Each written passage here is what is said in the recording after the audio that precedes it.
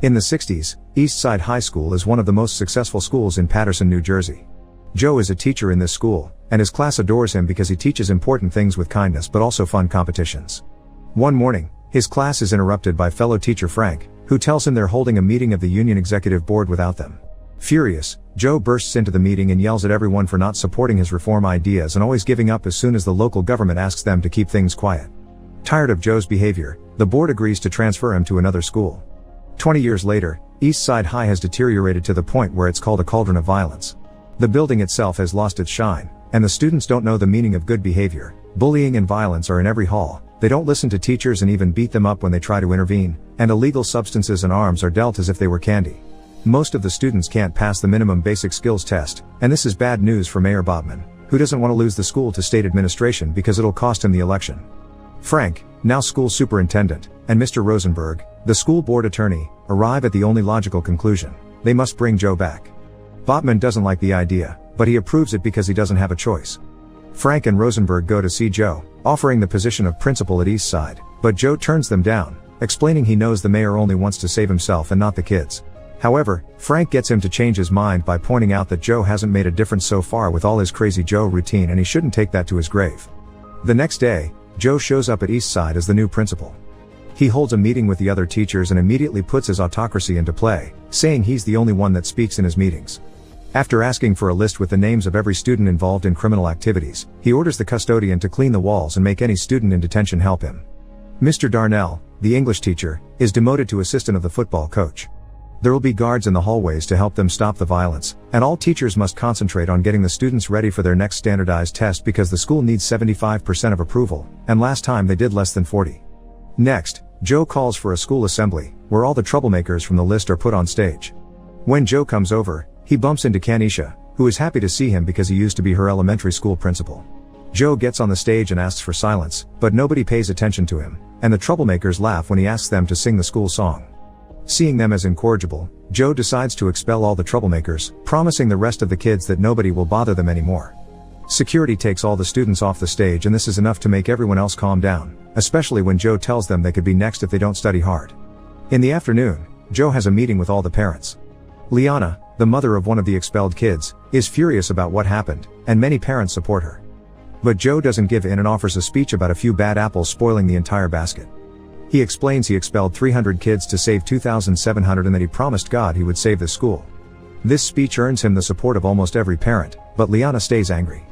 The following day, Joe comes to school to find a kid waiting for him. Sams was expelled and now tries to tell Joe he made a mistake because he didn't do anything, but Joe knows he's lying and takes him to the roof with him.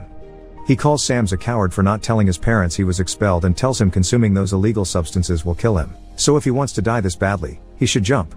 Sams obviously refuses and promises he'll do better, and Joe accepts to give him a second chance, but if he messes up again, he'll be out for good. During lunch, Joe goes from table to table hearing what the students have to say and offering some advice. He's happy to see Ray is wearing a suit, which sets an excellent example, unlike Sams and his friends who dress sloppily. When he notices them bothering a girl, Joe makes them stand up and calls out their clothes choice in front of everyone, then asks them to sing the school song. He also reminds the entire room that nobody should move during the school song, so when Darnell bends over to pick up some trash, Joe sends him to his office. The boys don't know the lyrics anyway, causing Joe to give them detention and inform everyone that from now on, they all should be ready to sing the school song on command or there will be consequences. Afterward, Joe goes to see the music teacher Elliot to tell her about the new rule. Elliot accepts it, but she'll teach the school song after they're done training for an incoming choir concert in New York. The kids are practicing Mozart, and Elliot would like their work to be respected. She calls out Joe, saying he doesn't like other adults standing up to him, and Joe reacts by firing her and canceling the concert so the students can concentrate on the incoming test. From now on, the pianist Mrs. Powers will be in charge of the music class. Afterward, during his meeting with Darnell, Joe gets called out again. Darnell thinks he's being treated as trash and wants the principal to remember these are his students as well. This ends up with Darnell getting suspended. Vice Principal Joan tries to make Joe see reason, explaining Darnell is more than just a coach and that nobody understands what Joe is doing, but Joe responds that's exactly how he likes it. The day of the practice test comes and all the students fill it the best they can as the teachers keep a close eye on them. Joe doesn't want to wait long for the results, so he sends Joan to the school board to ask for the letter directly. One morning, the special presentation a student is doing for the local press is interrupted by an attack in the cafeteria. One of the expelled boys came back and is beating up Ray, he's also got a knife. Joe quickly catches him and wonders how he got in. Security tells him someone must have let him in from the inside. At that moment, Joe decides all school doors will be locked and chained. Sometime later, Joe finds Kanisha feeling upset. She's a smart girl, but her grades haven't been good since she lost a place to live because her mother doesn't want her. Determined to help, Joe takes Joan to see Kanisha's mother at her home. The mother explains she had Kanisha when she was a teenager, so she had to drop her normal life to work. Nowadays she's trying to get clean, but that puts her in an awful state of mind. That's why she thought it would be better to send Kanisha with child services, but she never stopped wanting her around or loving her. Joe promises to help her find a better job and a nicer place to live as long as she takes Kanisha back and helps her stay concentrated on her studies. The news of the chained doors reaches the newspapers, and Liana takes the chance to take the complaint to the school board. Frank scolds Joe for behaving this crazy, mentioning that Liana is organizing a group to remove him and the fire chief is on her side. He thinks Joe is alienating everyone like he did with his wife, so now he'll write an apology letter to Elliot and Darnell, because if Joe wants to be respected as an authority, he should start by respecting authority as well. Darnell is reinstated, but the problems aren't over yet. The fire chief shows up at the school with the press, so Joe gets him to leave while threatening him with a bat. Joan tries to express her concerns over this attitude, but as usual, she's ignored. To Joe's disappointment, the next time he sees Ray is when the boy comes to say goodbye because he can't stay in this school anymore. Later, Joe finds Sam's and his friends goofing around in the bathroom. He makes them sing the school song and is shocked to hear a beautiful rendition done in the style of a church choir. The boys admit it was Powers that taught them this, so Joe goes to see her to congratulate her and ask her to teach everyone this version of the song from now on.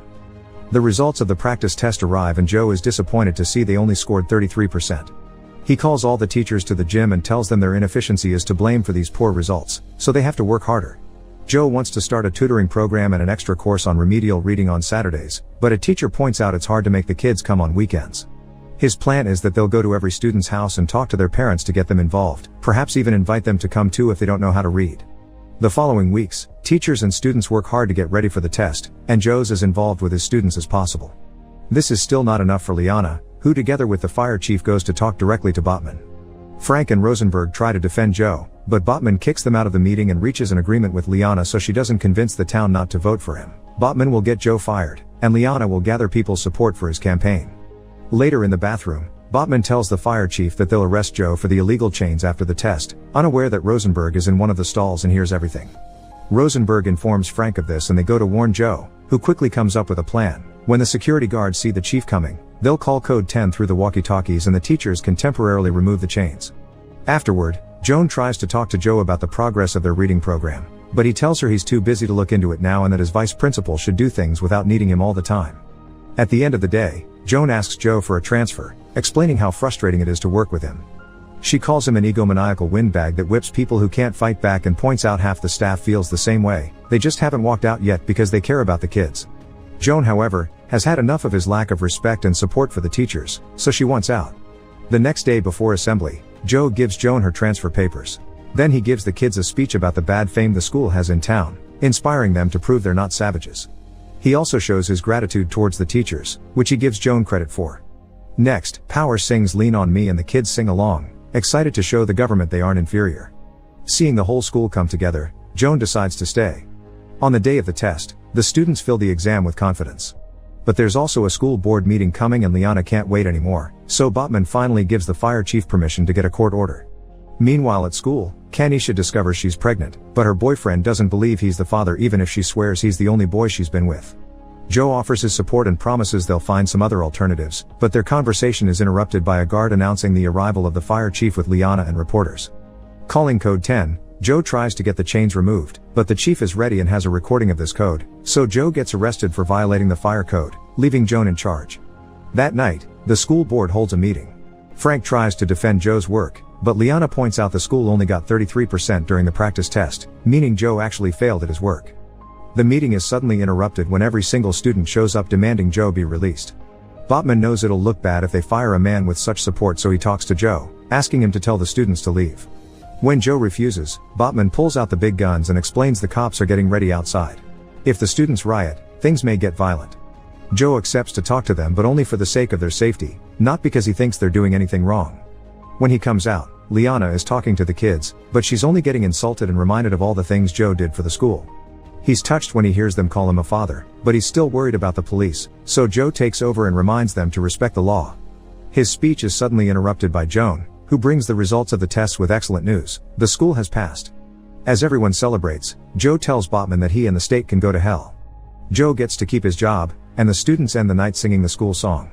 When time comes for seniors to graduate, Joe gives out the diplomas with caring words tailored for each student. Make sure to subscribe and turn on notifications so you can watch more videos like this. Thanks for watching.